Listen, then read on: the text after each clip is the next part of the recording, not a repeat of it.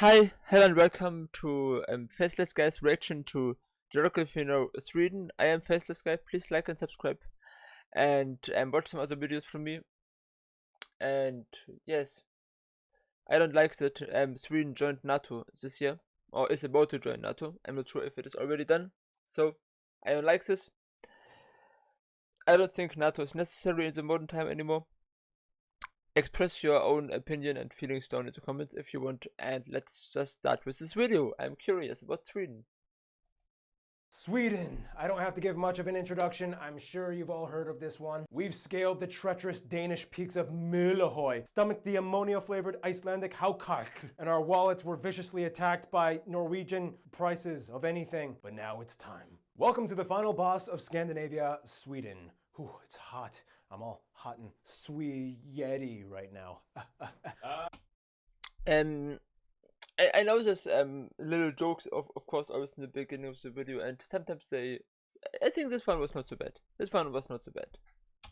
You know the drill. Oh yeah, okay. Kick it. Oh yeah, Noah's back, by the way. Here we are. Yep. It's time to learn geography. No! Hey everybody, I'm your host Barbs. You can get a Geography Now t-shirt or Geography Now merch at geographynow.com. I'm not sure. Maybe I will buy one of these t-shirts one day. Let's see. Selling out if it's your brand. Anyway, alright you guys, this is it. Our last Nordic country. But what about... You're a constituent. But what about? You're an unincorporated territory. But what about me? We already did your video, I even went there. Okay, anyway, I actually wanted to go to Sweden for this episode, but at the last minute, Sweden was like, "Dude, we're gonna close off our borders to anyone outside the EU. But you know how it goes. The show must go on. And if we can't go to Sweden, we're gonna bring Sweden to us, and in the best possible way, with real Swedish people. And I mean like real Swedes, not those 5th generation Minnesota Swedes that eat lutefisk once a year. And so with that, say hi to Jonas and Carolina. Come on in. Woo! Oh, yeah. I got 2 Swedes. So you guys are the real deal. Swedish, straight up, right? I was born in Sweden and lived there for 10 years, and then my mom moved me to the enemy, to Norway. Oh, so you're half Norwegian, okay. Yeah. And I'm from Skåne, so we might have some angry people out there claiming I'm Danish, but It was LA. You guys were the best I could find. So anything you want to say to the Swedish subscribers? Nah, I'm excited for you guys to learn more about your country. I'm also curious and interested to learn more about Sweden, but I'm of course not a Swedish subscriber. I'm a German subscriber. Our country. By the way, where are you guys from? I'm from Helsingborg. And I'm from Skellefteå. Now, This looks very far up north. And I rest. It's a little while ago since I made the last reaction. I think it was Geography in Iraq, and it's around 2 weeks ago. Now, there are many ways you can divide Europe. You know, like you have the Mediterranean, the post-Iron Curtain, the Balkans. What was this? Now, there are many ways you can divide Europe. You know, like you have the Mediterranean, the post-Iron Curtain, the Balkans. But everyone knows the further north you go, things start to get delicious and sweet. Anyway, let's look at the globe. Sweden lies in the region of Scandinavia in northern Europe and is And Sweden has most islands in the world. Maybe they will mention this. It doesn't look like this, of course, but I think it is because of the Ice Age crashing land down, and then it's slowly rising over the many years, and through this all of the islands are created. I think. If I'm wrong, don't hesitate to correct me. Write something down in the comments. the largest of all the Scandinavian countries, the 5th largest in Europe, and 3rd in the EU. The country is bordered by Norway to the west and north, and Finland in the northeast, separated by the Gulf of Bothnia otherwise between them. In this gulf, you can also find Sweden's 2 largest islands, Öland and Gotland. Otherwise in the south, the only other physical connection they technically have is with Denmark via the partially submerged and partially above ground Öresund Bridge that connects Malmö, the 3rd largest city, to Copenhagen. I'm trying my best with these pronunciations, bear with me. The country's largest city though, and capital, is Stockholm, located on the east side of the country, and it actually sits on... You see here? You see all of those islands? I mean, some are probably just little rocks in the ocean, but it's an island kind of. So That's why they have with I think 220,000 islands, the most islands of any country in the world. On 14 islands with over 50 bridges at the drainage of Lake Malaren, with over 20 lakes and countless streams. This is why it is sometimes referred to as the Venice of the North. The country is divided into 21 counties, each abbreviated by a letter or double letter known as a country code. For the EU statistical system, though, the counties are grouped into 8 riksområden, or national areas, to address things like population data and so forth, but they in themselves do not have any administrative function. Otherwise, if you ask a Swede, they might revert back to the 3 traditional lands of Sweden: Norrland, Svealand, and Götaland. Technically, there was a fourth, Österland, which was basically South Finland when it was under Swedish rule, but that term hasn't been used since the 15th century. Anyway, Stockholm is also the central hub of economic activity and transportation. Funny enough, Finland I think has the second most islands, and Norway is the third most, and maybe it was also Norway is the second and Finland is the third, but the 3 Nordic countries have the most islands in the world. That's makes sense if you consider this with Ice Age. And I think it is because of this that the islands are there, but maybe I'm wrong. The largest and busiest airport is Stockholm's Arlanda International, which, like so many European international airports, is located super far from the actual city. It takes a 20-minute express train or 45-minute car drive to downtown. The second largest airport, Landvetter International, is located in the second largest city, Göteborg, or Gothenburg for the misguided English speakers. Göteborg actually also has the largest shipping port in the country and the largest in all of Scandinavia, taking in about a third of all Swedish trade activity. It lies on the Kattegat and Skagerrak, the shallow straits that open up Scandinavia to the rest of the world. With other major cities like Oslo and Copenhagen within radius, here about 70% of all industry and commerce through Scandinavia happens. It's a busy spot to say the least. Finally, the country has quite an organized system of roads and rail networks that more or less parallel each other. There are 2 main north-south highways, the E4 that hugs the entire Bothnia coast, and the E45, the longest. I had just to do something very quickly. I'm back here now. I was even once in Sweden, by the way, just for a few hours. But I was once in Sweden. There is this bridge from Denmark. I was in Denmark, and we accidentally have, how to say this? We used the bridge. We were just, I think, and I remember correctly, taking a look on the bridge, and then we came too close with the car. Then we had to drive over the bridge, and then yeah, we were for a few hours in Sweden. What a story! Maybe I will go there one day again. I mean, it's in Europe, so it's very easy for me, of course, to go there. So yeah, let's continue. This road in the country that goes along the mountains inland from Göteborg all the way to the border with Finland in the north. Also, it's important to note that Sweden claims to have the most islands out of any other country in the world, at over 260,000. In any case, Sweden's domain wasn't always So I was wrong with the number. I guessed 220,000, and it was 260,000. But the most islands in the world, I was correct with this at least. confined to these borders. For starters, Sweden, being Scandinavian, obviously have Viking history. If you know anything about Vikings, you'll know that they went places. They were literally in the Americas 500 years before Christopher Columbus. And when they couldn't conquer an area, they still left their mark somehow. Even the Hagia Sophia in Turkey has runic inscriptions hidden on it. It was like Viking graffiti. Viking graffiti, that sounds funny. Like Vikings were here. On top of that, in the 1600s, Sweden started to become a European powerhouse, and like many other countries, took an attempt at settling and colonizing places outside of Europe. At one point, Sweden had fortresses and colonies in the Americas, Africa, mostly in what now is Ghana. Further, which it's more, within Sweden, you even have a few micronations. We don't have time to get into each of them, but they're pretty interesting. One of them was made as a protest by an artist to protect those wooden sculptures. Anyway, the developmental structure behind Sweden has a lot of history behind it. Like Visby on Gotland. That's interesting. A moment. Where can you see? But Here, it's all of these names. If you know anything about this micronations, tell me in the comments. If you are from Sweden and can you tell me something, please do so. I'm curious. they're pretty interesting. One of them was made as a protest by an artist to protect those wooden. Landonia. Interesting. sculptures. The flag looks interesting. Anyway, the developmental structure behind Sweden has a lot of history behind it. Like Visby on Gotland Island, probably the best preserved medieval city in Scandinavia. The Old Town Stockholm neighborhood of Gamla Stan was built as a fortress to protect against pirates. Later on, one of your kings would actually become a pirate, but that's another story. In fact, the country has 15 UNESCO heritage sites, and actually, here's fellow geography Rebecca to explain a little bit more about the top notable sites of Sweden. Rebecca, take it away. Hi everyone, my name's Rebecca and I like it very much when they have people from the actually country in the episode, like this one, kind of recordings from other people, which probably were sent to them, and then they used it also. But it's interesting. I like it.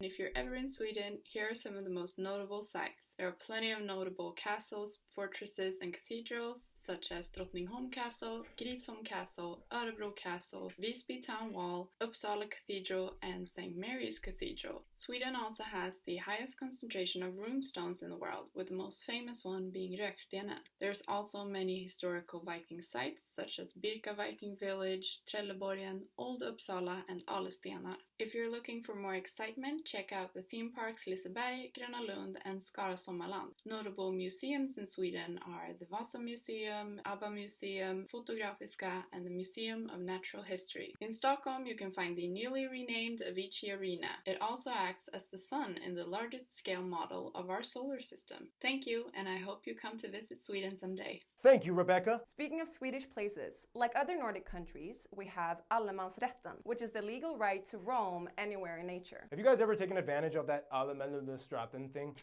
Nice. I mean, you just like pick berries and like, hey. Yeah, I mean, most places are owned by the country, so you're allowed to be there. Can you just like walk in someone's backyard and be like, hey, No. Allemansrätten? No.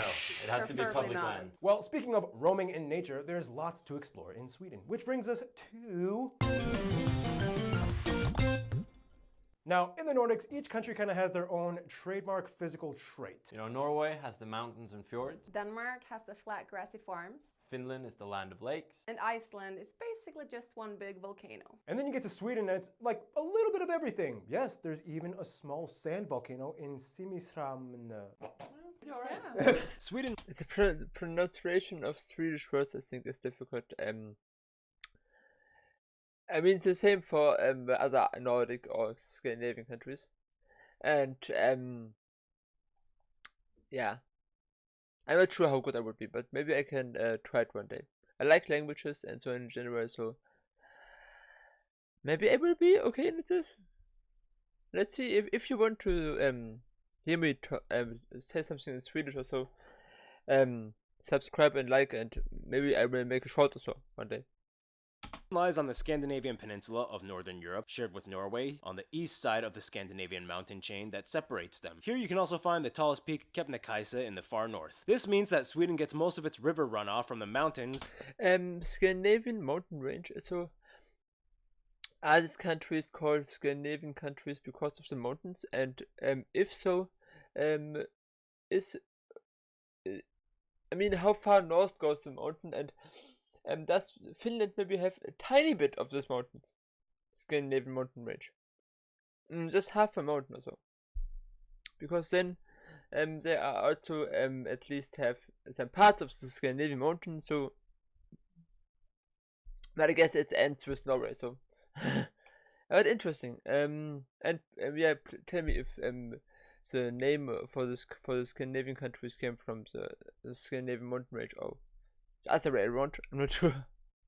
That mostly flow down into the Gulf of Bothnia, and the longest river shared with Finland being the Torne or Tornio River. The longest river fully within Sweden, though, being the Dalälven River. Amongst these rivers is an abundance of lakes and ponds peppering the flatter hilly valleys below, the largest of these lakes being Vänern and Vättern in the south. The reason Sweden has so many of these pockety lake zones and eroded rivets is because they sit on a post-glacial rebound zone. Basically, during the Ice Age, all this land was crushed by heavy ice, but after the ice melt, like a sponge, Sweden started to slowly spring back up again. This means every year Sweden recovers on average about 4 millimeters of land from the sea. In some places, even more. This is why you might see extended piers from old homes that once used to be situated on the shore. The country has 4 general climate zones: the oceanic zone in the south by the But then I was also right about the origin of all of the islets, the Ice Age.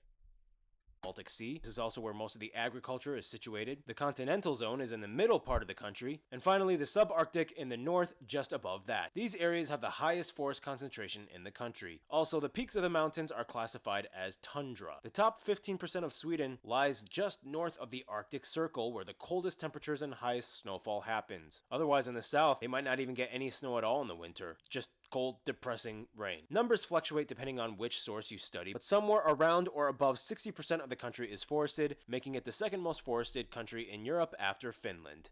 It's also important to note that Sweden has aprilväder, or April weather, in which, It's pretty crazy. Yeah. Pretty much anything can happen. Yeah. Yeah. Well, the sun is finally out after 6 months of darkness. So clothes come off. We sit in the sun. Oh, whenever you see a Swede too, expect this. Facing the sun, eyes closed. And then all of a sudden a storm hits or snow comes or... Out of nowhere. Yeah. I don't know where. The interesting thing, though, is that Sweden in the past was kind of not much like what they are today. In fact, at the beginning of the 20th century, much of Scandinavia was struggling with widespread poverty. However, much like Germany's Wirtschaftswunder, they had the rekordåren in Rekordåren. Interesting. which Sweden's economy bursted with now industries and innovation. And today you have the largest economy and most powerful nation in Northern Europe. To explain a little bit more on the way Sweden takes what it has and flourishes, here's Noah. He's back! Well, here we are. Once again, let's get to it. Despite having lush green lands, only about 7% of the country is arable. Therefore, agriculture isn't exactly their main focus. Today, much of Sweden's open market economy is heavily based on exports, especially in the timber and mining sectors. The largest mine in Kiruna is actually so large they are currently in the process of moving the town and residents to make more mines. This is how Sweden in the 21st century became the world's 6th largest iron ore exporter and 3rd largest stainless steel exporter. And of course, lumber. The Swedes love trees so much that a long time ago during famine times, they would put crushed tree bark into their rye bread, which was That is interesting. I mean, I like bread myself very much. In Germany, you also have a large many different types of bread. But I've never heard of something like this, so that's interesting. I'm not sure if I would try it, but it's definitely interesting, and probably it's also not dangerous, I guess. actually good because the bark had lots of minerals and fiber. Go figure. The lumber industry plays a huge role in their world-renowned furniture commerce. We've all heard of Ikea having over 450 stores in about 60 countries. Ikea. I actually studied that in design school. Is that true, Noah? Wherever you are in the world, you can tell me if there are some Ikeas in your country. In Germany, of course, there are Ikeas, a lot of them. And in the country of my ex-girlfriend, Vietnam, also I guess there are Ikeas in the capital also. And maybe in Ho Chi Minh City. In the Philippines, I'm not sure, but I guess maybe in Manila also, in bigger cities. But yeah, tell me if in your country where you are from, there are Ikeas. That is true. Not that I do it, but here we are. You might be familiar with other Swedish companies like Electrolux, Ericsson, H&M, Saab, Scania, Spotify, and of course the largest domestic company and only one on the Fortune 500 list, Volvo. Great cars, I might say. And that is that. Until we meet again. Thank you, Noah. Now, going off of business talk, domestically, Sweden does have a pretty complex system when it comes to taxes that plays into their fiscal structure. As of 2021, their individual tax rates range from about 32% to 52% based on income bracket margins. And that's not even including other factors like corporate value added taxes, which can be up to 25%. When you add them, you get the second highest total tax revenue behind Denmark as a share of its country's income. Yeah, that's, you guys kind of have high taxes. Well, we also have healthcare. And good school. This was good. This was yeah. That's true, I guess. And good And roads. we get free food, roads. Roads! In any case, another interesting thing about Sweden is its wildlife. And with that, here's Gary Harlow to explain.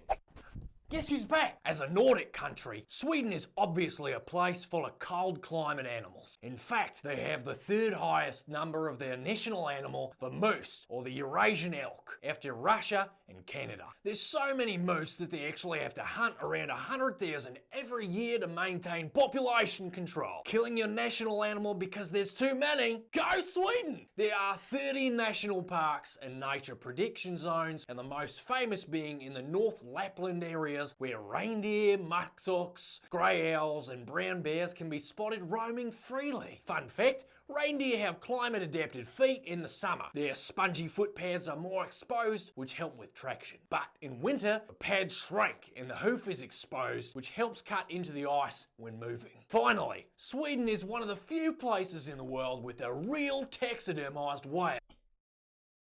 This looks scary. But interesting.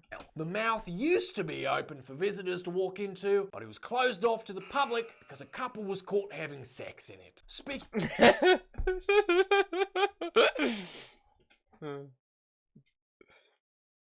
That's amazing. Weird, for sure, but amazing. I mean, I would probably not do it, I guess, but it's definitely interesting. Speaking of making babies, I made one myself. Here's a photo of my daughter. She's beautiful. Thank you, Gary. Yeah, I remember the first meal I had in Sweden was reindeer meatballs. You guys love your reindeer. What's your favorite dishes in Sweden? It probably is reindeer meatballs. Yeah. I would say salmon. Grilled in the summer, oven baked in the winter. Oh yeah, and you guys know fika, right? Yeah, fika. It's funny because coffee was actually banned from Sweden like 5 times in the 1700s, but that's another story. To explain a little bit more about fika and the food, here's Johan and Rikard.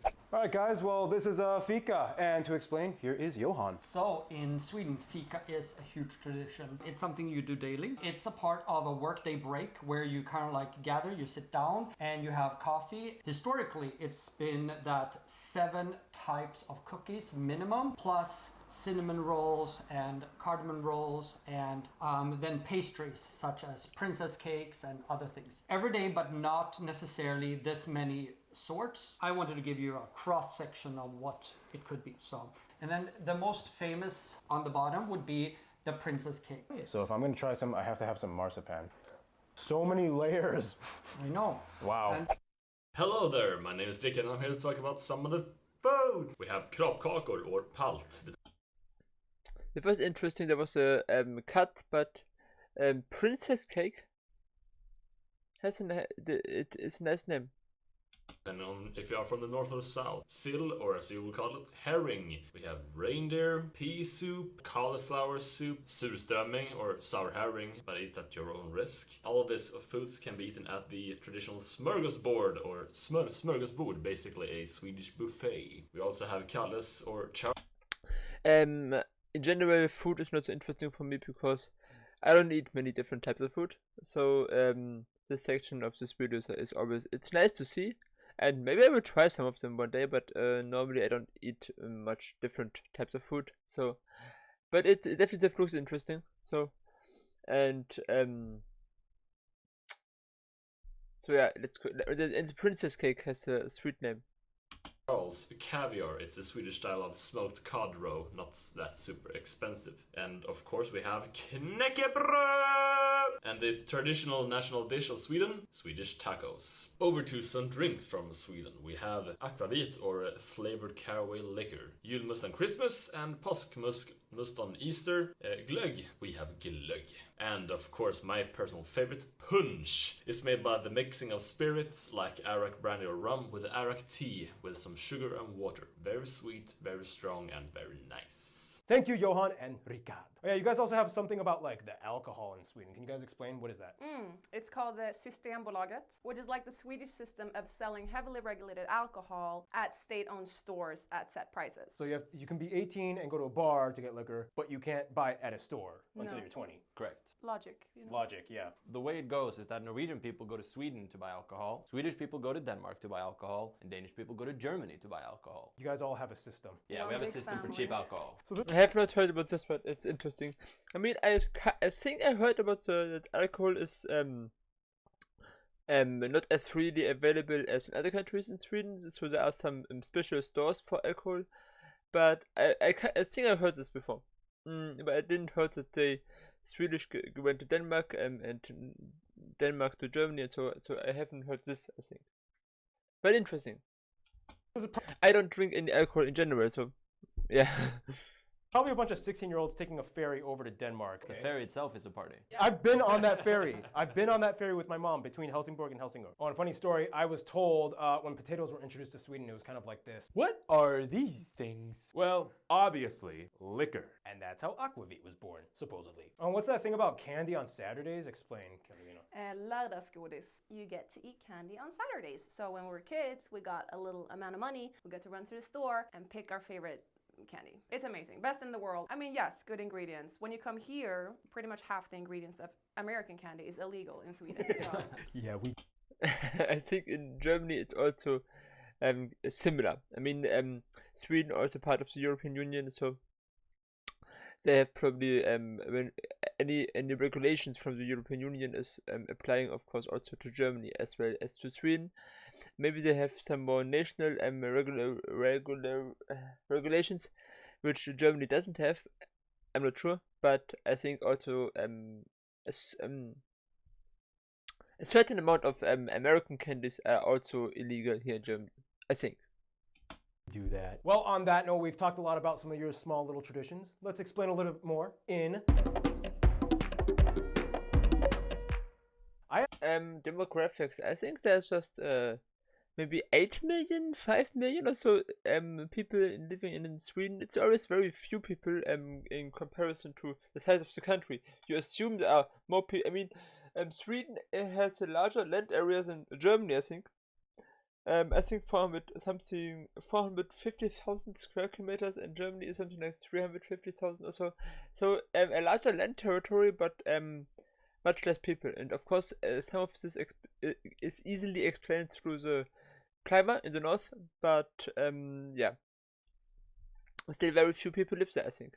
I asked geography Johan to explain Swedish people and what they're like, and he described it something like this. A Swedish person is pretty reserved. They will definitely help you, but probably won't take the immediate initiative to help you. The way I see it, it's kind of like, oh no, I hope I don't fall. Oh, I'm falling. Oh, and I dropped my wallet. And I got the results of the test back. I definitely have breast cancer.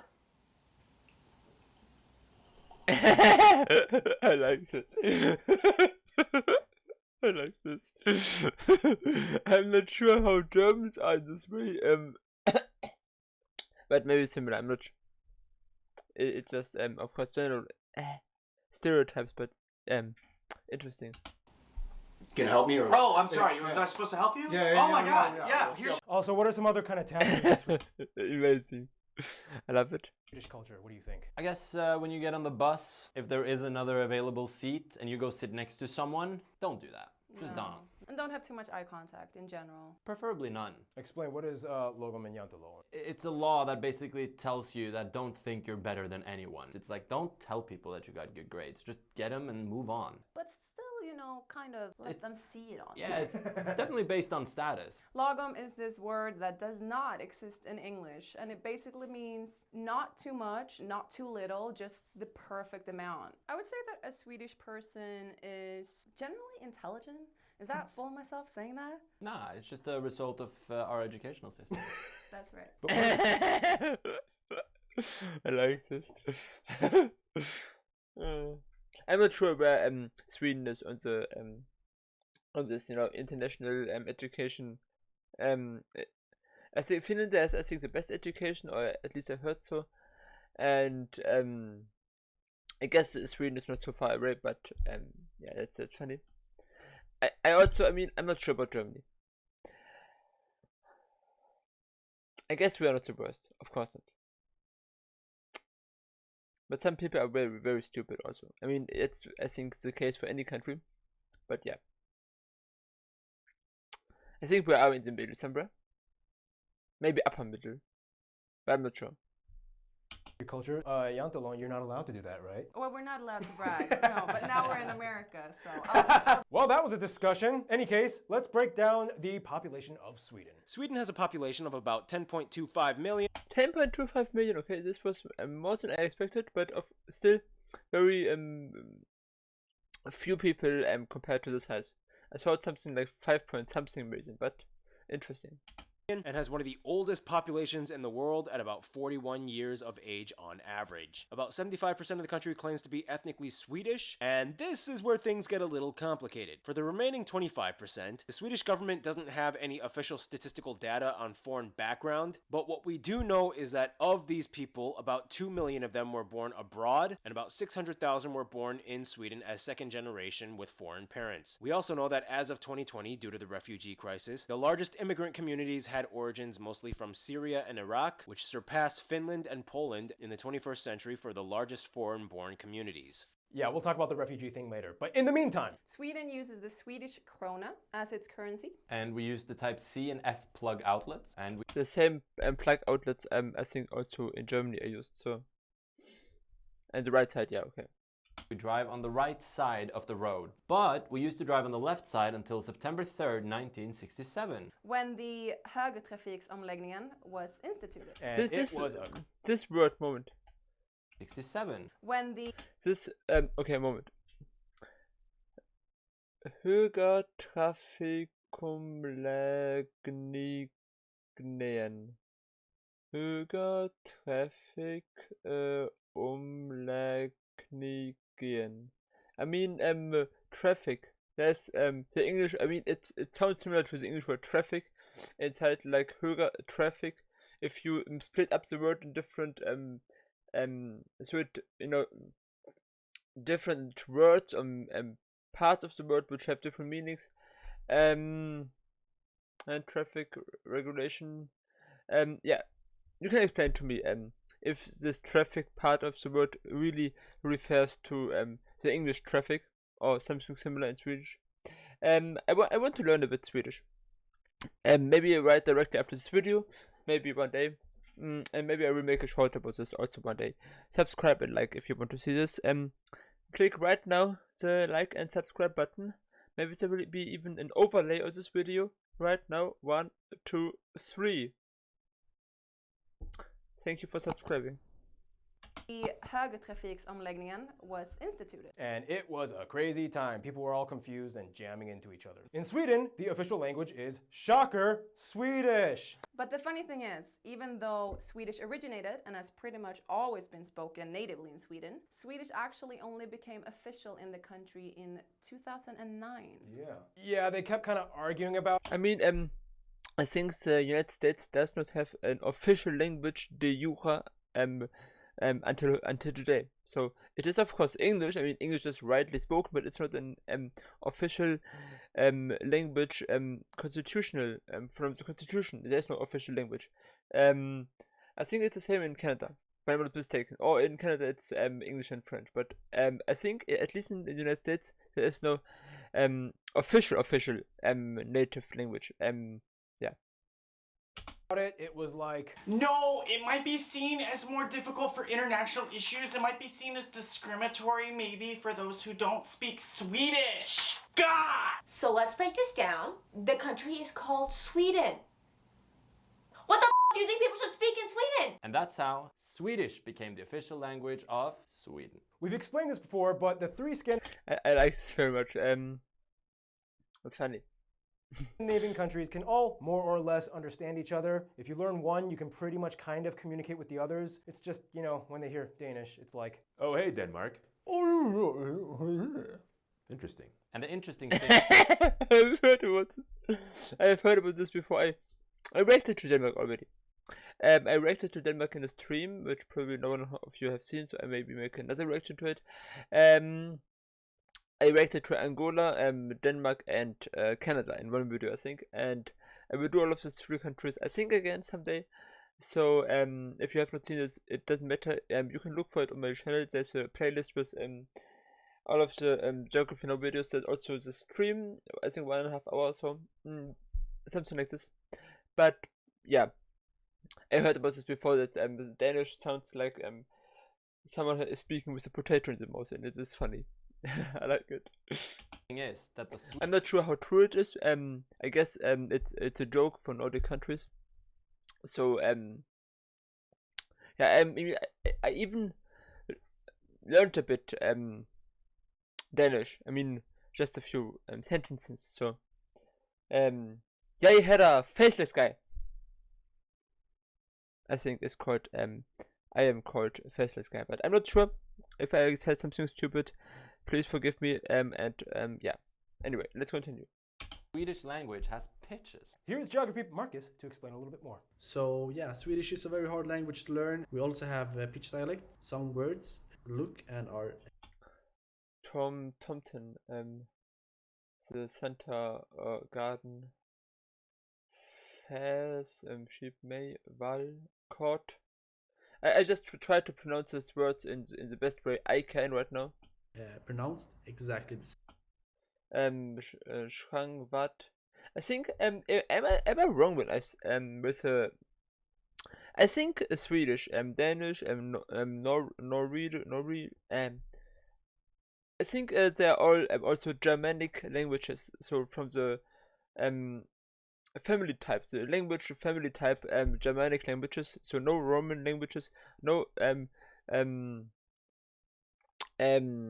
Slavic languages, but Germanic languages. So, and I learned a bit Dutch recently. I'm also still in the moment learning a bit Dutch. So in Dutch, for example, it is for example the sentence I am a man.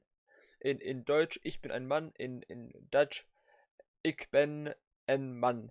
So it's when you also the grammar, the structure of the sentences is similar between German and Dutch, and I think maybe even in English, but I just talk in the moment about German and Dutch. So that's something I realized while learning Dutch a bit. So I will probably also make a video about where I speak a bit Dutch at some point. Because I'm learning it right now. The same for French and Spanish. Anyway, we'll continue with the video. Yeah. Same, but have different meanings. So the word plan, it can mean a plan, like having a great plan. It can also mean pitch, like a football pitch. Football's plan. Banan, which means banana, but if you pronounce it banan, it means the track. Thank you, Marcus. So it's also a language where how you pronounce those things makes a difference of about the meanings. Interesting. Is it similar to also kind of Vietnamese and Chinese, where also how you pronounce the word or the same word can have different meanings? Depending on how your voice is. If your voice goes from low to up and then low again, or from up to low, and so there is. I know just about Vietnamese, and I think it's in Chinese similar. So is it also similar to this, or I'm not sure. Let's continue. In any case, on top of that, there are also 5 protected languages in Sweden: Finnish, Menkal, Sami, Romani, and Yiddish. Also, Sweden has a lot of regional accents. If she spoke her native language right now, or you don't even say dialect, you say language. Native dialect, I wouldn't understand a word. Say the most difficult southern Swedish thing you can say. Okay, this is not my accent, okay? Disclaimer. Det nämnt men tradigt och köra rulleball. It is easy but difficult to drive a roller coaster. Wheelbarrow, but that was really good. Right? Yeah. All right. Yeah. You thought wheelbarrow was roller coaster. Whoa! In any case, Christianity was introduced in the 9th century. Today, most Swedes, regardless of their level of religious devotion or lack thereof, are at least registered with the Swedish Lutheran Church. And like the Danes and Norwegians, they have their confirmation ceremonies at age 14 or 15. In old time, I'm not religious. I have no problems with religious people. My girlfriend is Catholic, so I do not have any problems with religions, but I am not religious. I was not I don't know how he says this, but when young children get introduced to the church or get joined the church or so ceremony, something like this, I have never done anything like this. Also, when I was born, there was no how to say this in English, a blessing or so from in the church, the child, the baby. I'm not sure. Also, this didn't happen in my case, so in no way religious. Yeah, but religion are totally fine if they don't. Of course, if a religion is used to discriminate other people, then it's of course not okay. But if it's just a private thing which you do you and I do mine, then it's okay. Then I don't care. but you could also discriminate people with other things, not just with religion. So discrimination and something like this is of course never okay, but what you personally believe, I don't care, and you can do whatever you want, as long as you don't force your belief on others. Ancient Swedes and the Norse people follow the Asatru religion, where Thor, Odin, Loki, all of them were. Norse people follow the Asatru. Odin, Frigg, Thor, Loki, Tai, Heimdall, Baldur, Drake, Idun, Njord, Freyja, Frosty, Ymir, Mimir. Anyway, probably terrible. But let's just continue. I think it's interesting. Religion, where Thor, Odin, Loki, all of them were from. Otherwise, Sweden is a constitutional monarchy, although they are mostly seen as just figurehead celebrities with almost no actual legislative power. And today, the royal family is actually French descended. For what it's worth, being the largest of the Scandinavian countries, Sweden has a lot on its plate. I think the Habsburger also had some influence in the Kingdom of Sweden at some point. They had, it's just an assumption, but because they had so many influences on so many kingdoms in Europe, the Habsburg family from Austria, but it's interesting. Constitutional monarchy. Constitutional is good. I understand that some countries keep their monarchy alive.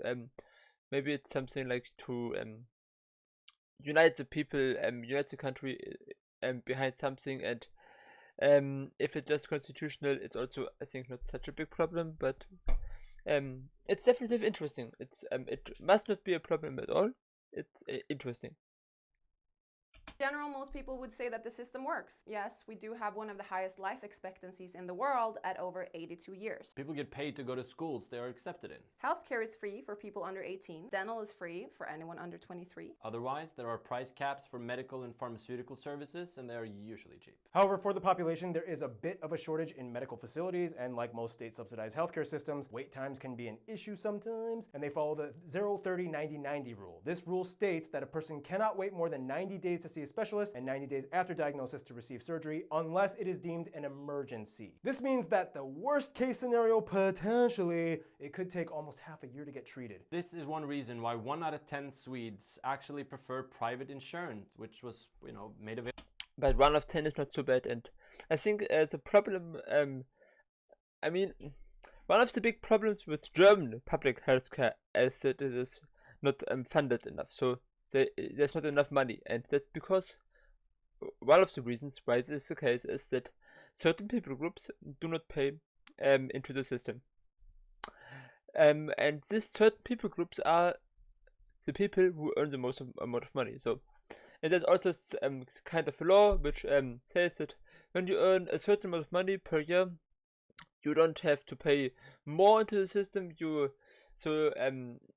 Under this, let's say, I think it is around 5,000 a year or 5,000 a month, and if you earn more than 5,000 a month, then before the certain thing is reached, you pay around 20% of your income. It's not exactly 20%, but something like 20%, maybe 18 or 22 or something like this. So for this video, I can just say it's 22% of your income you pay into the system, into the social welfare system. In Germany, it's no. And after you have reached a certain amount of money per month, you only pay, you don't pay anymore 20%, but you only pay, you pay 20%, but only on this max amount of money you have to per month. So let's say it is 5,000 a month, then if you earn 6,000, you only pay for the 5,000 the 20%, but not the rest of the money is ignored. So if you earn 100,000 a month, extreme example maybe, then you still pay only for the 5,000 a month, the 20%, and the rest of the 95,000 euro is completely ignored. And this is the reason why, one of the reasons I think, why the German healthcare system is underfunded, and it still functions somehow. but it would function much better if and healthcare could also be completely free. I think if all the people who earn money also pay something into the system. And that's something besides the point. I'm not sure how exactly it's in Sweden. I was just talking about Germany, so yeah. Let's continue. Available in 2010 rather than relying on universal healthcare system. Otherwise, we aren't going to fully sugarcoat this episode. Everyone knows that Sweden has seen quite a few drastic changes in the past decade or so. During the 2014-15 refugee crisis, Sweden saw a wave of asylum seekers, mostly from Syria and Iraq. Obviously, this unexpected influx in such a short time, barely allowing the new immigrants time to integrate, kind of played out in many ways that made international news. Now, this is where the narrative kind of steps on thin ice, because you want to be seen as compassionate, but you also can't avoid the fact that statistically problems that quiet Sweden had never really seen before obviously kind of started to arise. We've seen the news features, riots, multiple cities, crime rising, but at the same time, you also want to be... I mean, this refugee crisis, because it was foreseeable that this happens for years before. International organizations have warned European countries that is not enough money in the camps, for example, in Syria and in Lebanon, and still there was not much change. There was not much more money coming into these countries to support the camps and support the people who live there. So it was not.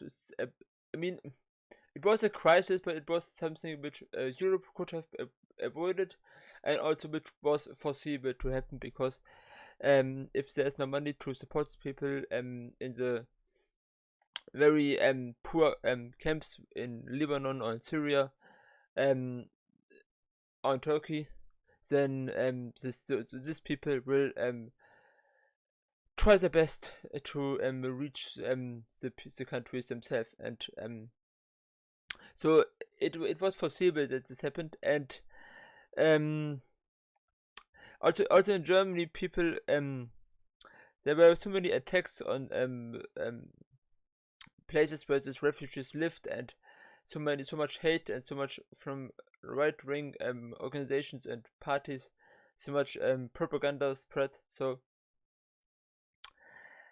yeah, we could have handled this easily in Europe if we would have really cared for the people, and yeah, that's my opinion. Write down in the comments what you think. Stay friendly. Seen as compassionate, but without sidestepping the issues. So the question was, how? Well, it's not an easy question to answer. So I don't know, what do you guys think of that whole situation of the drama? You can see it as either win-win or lose-lose in many ways, because if you're completely against taking in immigrants, you're basically considered a racist. And if you're trying to turn a blind eye to the fact that, crime has risen a lot the last years, then that's not great either. So I think this is a fairly new problem, and it takes some time to really figure it out. It's difficult. And kind of a discussion of how to help people, integrate into the society in general. Swedish society. I think integration is keyword. Half the people are gonna argue for all the benefits of opening our country up and helping people, and those are huge as well. Yeah. See, this is kind of part of the complication of Sweden. There's always like a dichotomy of ethics and consequences within their story. For example, they've been neutral, or at least on paper, for 200 years, yet that neutrality has always kind of been tested throughout the time. In World War I, our choice not to intervene pretty much costed us the chance to integrate the Åland Islands. And in World War II, Sweden took almost all of Denmark's Jewish refugees. However, they did trade with Nazi Germany and let them use the railroad. But it's like, what other choice did they have when they just witnessed and saw Denmark getting demolished and attacked and occupied in 6 hours? It's like, do you stay neutral yet technically cooperate, or fight back with no chance and lose everything? So many heavy choices with no simple answers. Well, that was... I wish, now we come back to the thing I said in the beginning of the video, that Sweden would have continued to stay neutral and didn't join NATO. But it did. I think this was a stupid decision. I don't understand this. I'm also not Swedish, so Germany has been a part of NATO since very long. I'm also against Germany being a part of NATO. If I would have any power in Germany, I would also try to step out of NATO. So don't say to me that you are already part of NATO. Why are you? I'm against NATO in general. I'm not just against. I'm not against Sweden and Finland anyway. I'm just against their countries join NATO, and I wish NATO would stop existing right today. It's not going to happen, and it's not going to happen. It would also be maybe difficult to do one from one day to the next day. But I wish there would be a movement in Europe to a movement of countries to step out of NATO, and I mean, if they have to do some kind of military alliance, then form a European military alliance, with Russia included, because it's also a European country. But we could also just have no military alliance in general, which would be even better. But the NATO was in the Cold War, and like the Warsaw Pact should have ended 1991 with the Cold War as a sign of a new peace era in Europe. But anyway, let's continue. Fantastic and uplifting. My opinion. You don't have to agree with me. Write down in the comments whatever you want. Stay friendly.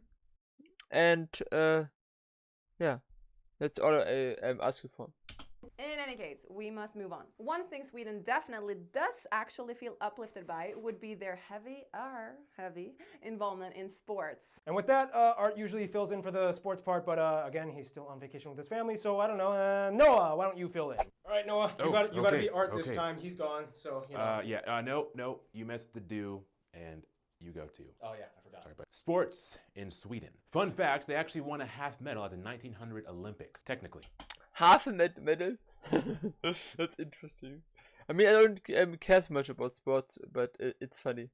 They teamed up with Denmark in the tug-of-war event. Yes, there actually used to be a tug-of-war event in the Olympics, which does sound pretty cool. Why would you get rid of that? I go to the Olympics to do tug-of-war. That'd be pretty awesome. You could just be your own team, Noah. There are two sports that kind of originated in Sweden, brandball and floorball. Brandball is kind of like baseball, and floorball is basically like hockey with a ball on the floor. So the thing about Sweden is that each of their neighbors is kind of like their biggest rivals in a certain sport. And of course, we can't mention football without mentioning their biggest player, Zlatan Ibrahimovic. But depending on who you ask, many people might say that ice hockey is the national sport. In 2006, they became the first and so far only team to win both tournaments in the same calendar year, Olympics and World Championships. They're part of the big six that are considered the best ice hockey teams in the world, including Canada, Czechia, Finland, Russia, and the United States. That's the sports parts. Thank you, Noah. So much culture in Sweden. Actually, if you want to learn more about it, just read The Adventures of Niels. He rides a goose around Sweden and learns some life lessons along the way or something. With that, here's Random Hannah with culture stuff. Hey guys, I'm back. Woo! In Sweden, you'll find that every region has its unique identity. For example, the Sami people of Lapland in the north, they have their reindeer herding, tents, and cult or yakti clothing. If you go to the south in Skåne, though, you'll find a radically different culture of glass blowing and silversmithing, stuff like that. Of course, we don't have time to dive into all the regions, but one thing you'll realize is that they all have a traditional costume, or folkdräkter. One thing you will see all over Sweden is a typical redwood farmhouse. They also have the Dalahäst, a wooden horse usually painted red with patterns. And speaking of iconic animals, Swedes actually love Donald Duck, even more than Mickey Mouse. And every year during Christmas, they show Donald Duck and his friends wish you a Merry Christmas on the TV. Sweden also has many notable individuals in the arts and literature department. And probably the most critically well known is Anders Zorn, who is commissioned as high-profile figures. Swedes are known for their crime, fiction, drama, and literature. They love the complex, moody scenarios. Many people attribute this guy, I'm not even going to try and say his name, as a founder of My Sjörval, and Per Valhör. I'm not sure. I tried it. Yeah, I tried it.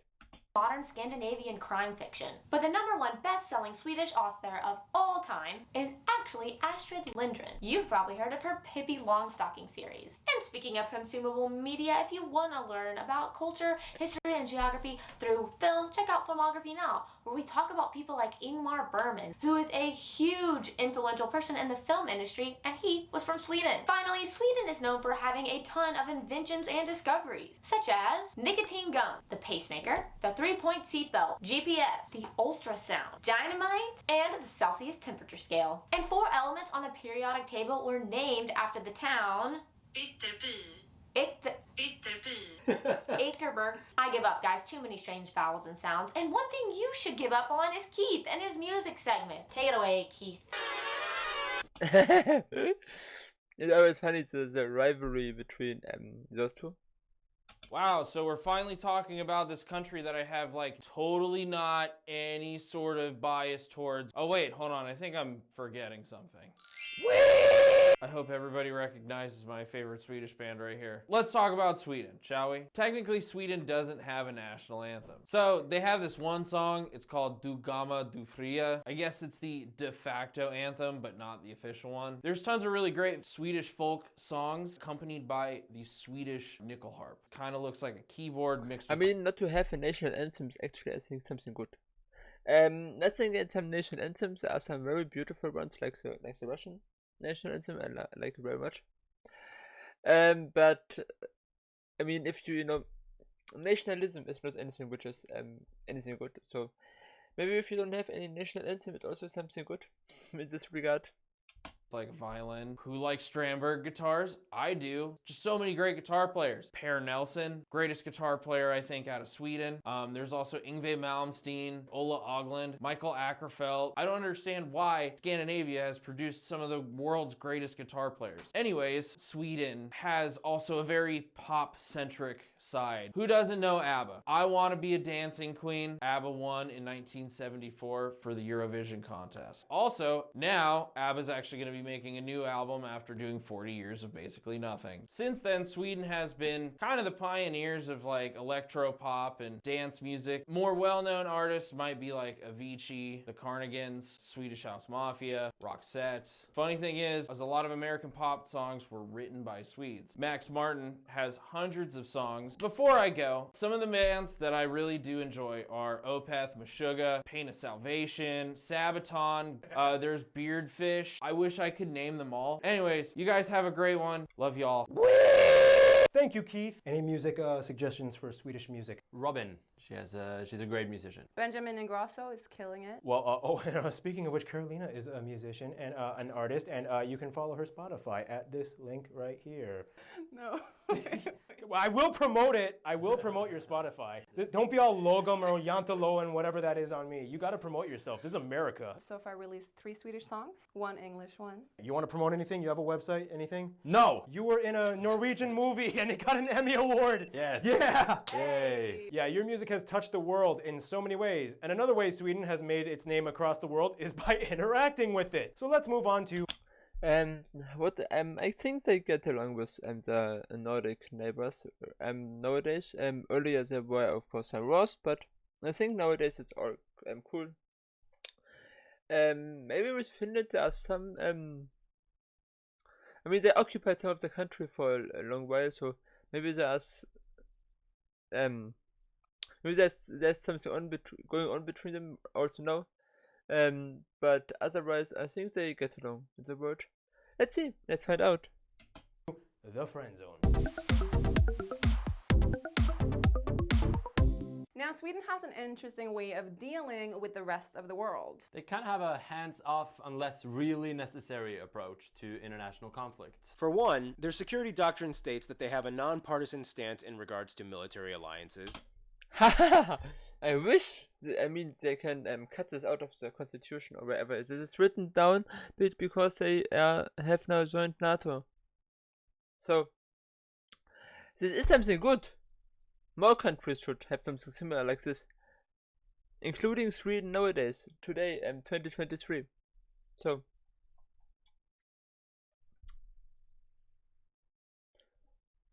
I think only Ireland, Austria, Bosnia and Herzegovina, and Serbia. And maybe some of the micronations are not part of NATO in Europe. The most countries are part of NATO. I mean, of course, Belarus and Ukraine are also not part, Moldova. But from the Western European countries, Ireland and Austria. And Serbia and Bosnia are also not part, but I think more countries should. I think I've never heard of any country leaving NATO. I wish this can change soon in the future. I don't like NATO. Military. I don't also, by the way, for people who are now screaming or I don't know, overreacting. I also don't like the Russian military alliance, the CSTO. I don't like it either. I don't like military alliances. And NATO, I think it's the strongest and most powerful and most, at least in the media, where I consume media, the most important military alliance. I'm not sure if there are others. I guess there are others, but I have not heard of them. And that's why I criticize NATO the most. I think CSTO is basically just Russia, with a few other countries being also a part of this, like Kazakhstan and so. But I think the largest part of their military stuff is from Russia. So I also would criticize Russia's military and the United States military and all the militaries in the world. I'm against conscription, I'm against military, I'm against war, I'm a pacifist, so deal with this. Being a pacifist is actually something good. If all people would be pacifists, there would not be any wars in the world.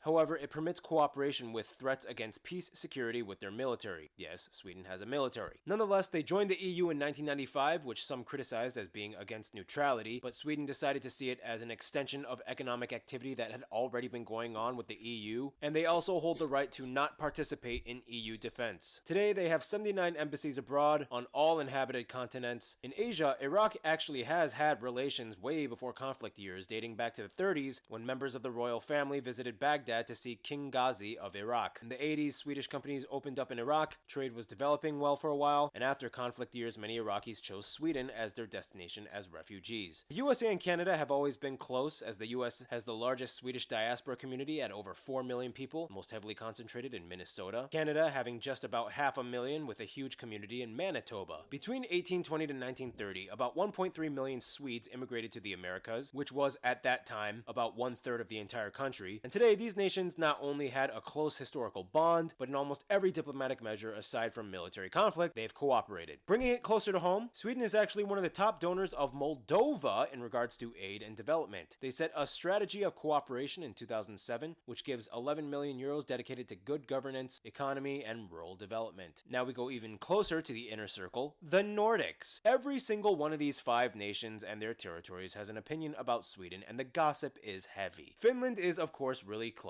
as for about 600 years they were actually a part of Sweden. And today, Finns are one of the largest non-Swedish communities with a protected language in pockets throughout the country. For Iceland, it's like, we're cool with them, nothing against them. They talk like our ancient Norse ancestors, but otherwise, they're totally our distant cousins. Then we get to the last two, Denmark and Norway. Now here's the thing, each one kind of has a small historical gripe with Sweden. Denmark, as you know, has had more wars with Sweden than any 2 nations on Earth, constantly fighting over influence for Northern Europe. Norway was kind of pissed that Sweden's neutrality prevented them from intervening in war times when they thought the Swedish were like really close and Norway was even part of Sweden. This was especially evident in World War II. It was like the moment of tension. Nonetheless, at the end of the day, you cannot separate the Scandinavian trio. They just get each other too well. They share too much, they have the same general Scandinavian minds, they have that Viking blood, they are truly people of the North. After the insults have been hurled, they will probably say, okay, yeah, we love each other. Denmark and Sweden, though, will probably first hug Norway before hugging each other, but otherwise, yeah, inseparable trio. All right, and in conclusion, you are the Swedes. I'm going to step out, hold the flag in the background while you speak freely from the heart.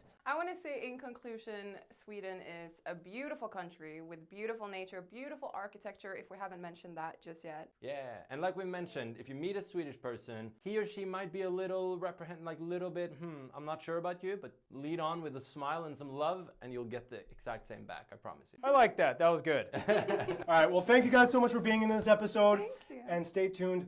Switzerland is coming up next. I like this video very much. This was an insane video. It was it's also very long video. I mean, my video is very long. It's over an hour long. So I hope you enjoyed it as well. And yes, I think I said everything I want to say. I can already see some of the comments in the under this video being like, I mean, it's talking about Sweden and Nato and Russia and Ukraine and so on. At least some will maybe do it, maybe not. So I hope you enjoyed it. And please like and subscribe if you have not already done this. And watch through the entire video and have not yet subscribed. Please do it now. I enjoyed this. I will also visit Sweden at some point. Sweden is an interesting country. And if I just ignore the fact that they ended their neutrality, then it's also a very nice country. And I mean, everything except this is very nice. I like the that healthcare is free, and I mean, it should be completely free, not just for people under 18, but they're good people, and they're good. Sweden does some things right, and some things wrong, of course, as every country. And we might disagree about what things are good and what things are not good, but I like Sweden. So I hope you enjoyed this one. And yeah, we see each other again in the next video.